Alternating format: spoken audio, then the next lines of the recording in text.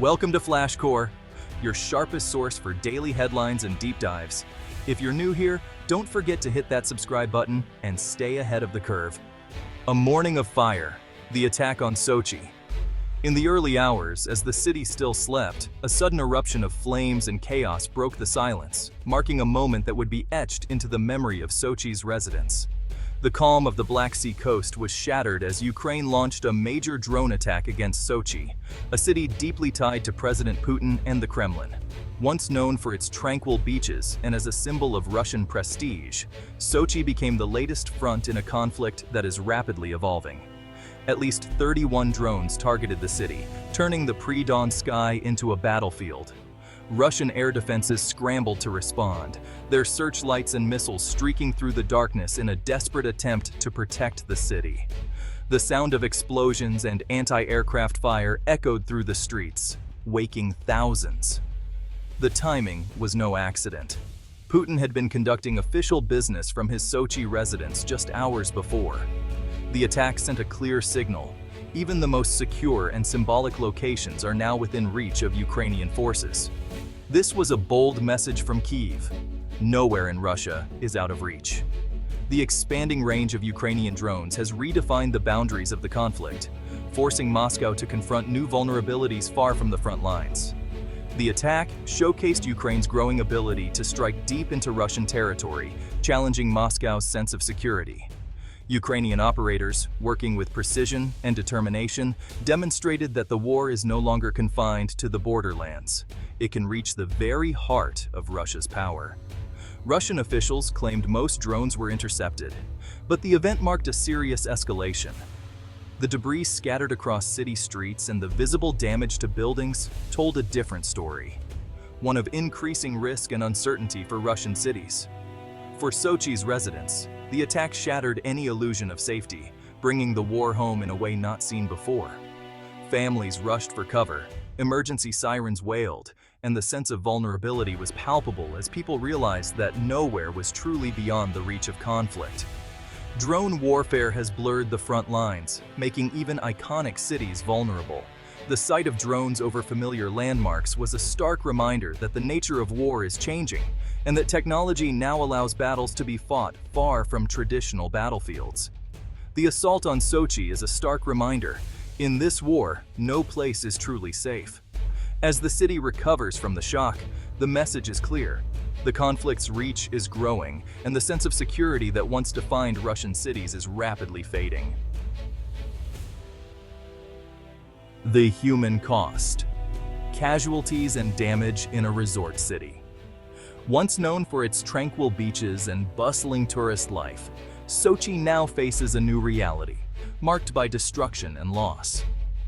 Despite the presence of advanced Russian air defenses, the attack on Sochi left tragedy in its wake. The city's defenses lit up the night sky, but not every threat could be stopped. Falling drone debris killed at least one person and damaged homes across the city. Streets that once echoed with laughter were suddenly filled with sirens and chaos. 6 houses were hit, their windows and roofs shattered, turning a peaceful morning into chaos for local families. Children and parents alike were forced to flee their homes, clutching only what they could carry. Even a military monument, a symbol of Russian pride and remembrance, was struck, underscoring the vulnerability exposed by the attack. The damage to this landmark sent a powerful message to residents and the nation alike. The psychological impact was immediate. Fear and uncertainty replaced the city's usual calm.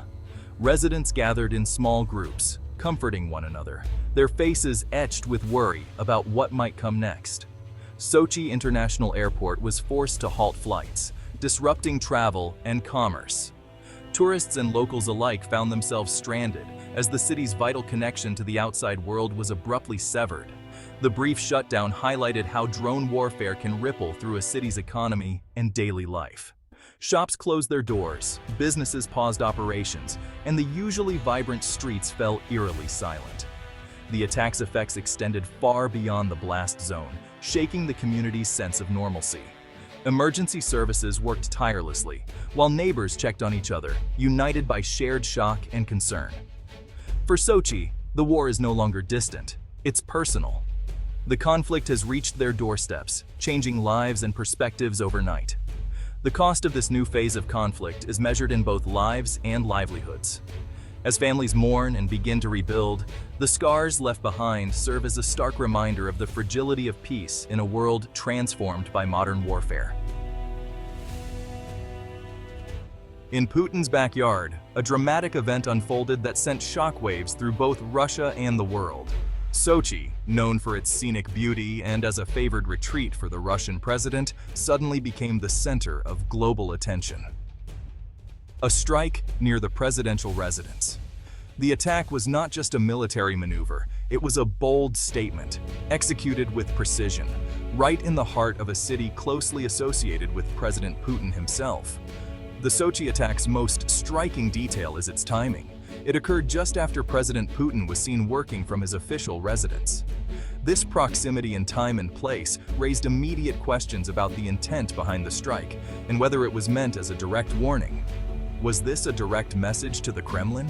The timing fueled global speculation, with analysts and commentators debating whether Ukraine was signaling its reach or testing Russia's defenses.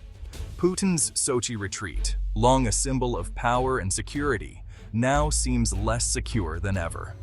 Rumors swirl that he's spending less time there, possibly due to the growing threat of drone attacks and the realization that even his most private spaces are vulnerable. The Kremlin's silence on his whereabouts only adds to the uncertainty. Officials refuse to confirm or deny his location, fueling speculation and anxiety both within Russia and abroad. Whether or not Putin was present at the time, the attack delivered a powerful psychological blow. It demonstrated that Ukraine can threaten even the highest echelons of Russian power, undermining the sense of safety that once surrounded the president. By targeting the area around his residence, Ukraine directly challenged Moscow's narrative of invincibility. The strike was a reminder that the war is not confined to the front lines, but can reach deep into Russia's most protected spaces. The message was clear: nowhere is off limits.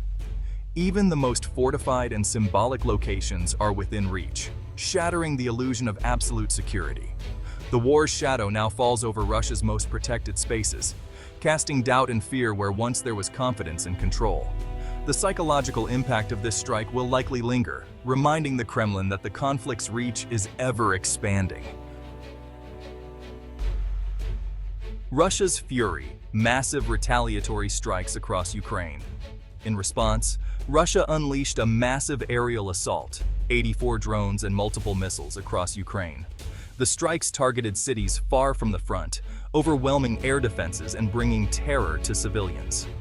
This tit-for-tat escalation traps both populations in a cycle of fear and violence. Russia's strategy drain Ukraine's defenses, disrupt daily life, and break morale. For Ukrainians, it meant another night in bomb shelters and more uncertainty. The relentless aerial campaign is now a defining feature of the war. Each attack deepens the conflict, making peace more elusive. The human cost of Russia's retaliation was most acute in Urova, eastern Donetsk.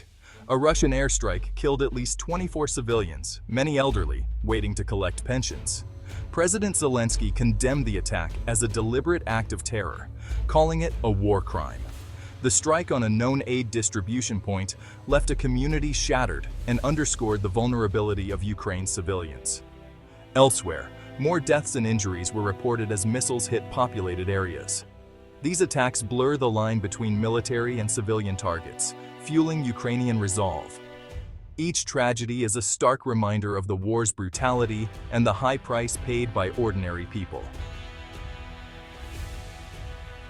The attacks on Sochi and Ukraine mark a new era, the dominance of drone warfare. Both sides now rely on drones for reconnaissance, strikes, and overwhelming defenses. The front lines have vanished. Any city can become a target at any time.